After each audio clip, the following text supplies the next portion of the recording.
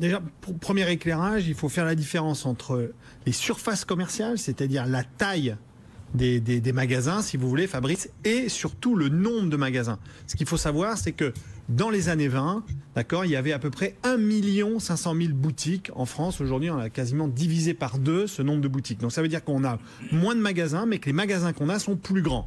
Donc déjà, c'est une première logique. Donc quand on a des magasins plus grands, il faut des endroits où on puisse les implanter. Souvent, les centres-villes ne sont pas forcément bien pensés pour ça. Après, et se garer aussi. Et se garer avec toutes les facilités qu'on y attache. Après, ce qu'il faut aussi comprendre, et je pense qu'on est en train de toucher du doigt, et ce moment est important pour le commerce, c'est que pendant 30 ans, Fabrice, on a sanctuarisé les centres-villes, imaginant, parce que c'était aussi des propos électoralistes, imaginant qu'on pouvait revenir au commerce d'antan, retrouver des droguiers, dans la droguerie, la quincaillerie, le bottier, le chapelier, tout ce qu'on voulait. C'était des commerces qui n'existaient plus et que beaucoup d'hommes politiques ont souhaité préserver un peu comme dans un écrin. Mais mécaniquement, le commerce moderne, lui, il est allé s'installer en périphérie des villes.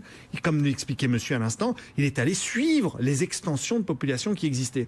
Donc il ne faut pas s'étonner si aujourd'hui on vit un moment un peu difficile. Maintenant qu'on essaie de se raccrocher à cette histoire et faire re-rentrer le commerce, et surtout un commerce moderne en centre-ville, c'est un vrai enjeu et il faut le faire. Les commerçants, je pense, y sont favorables. Maintenant, il faut que les pouvoirs publics aussi y mettent les moyens. Alors, Dominique Schelcher, le nouveau PDG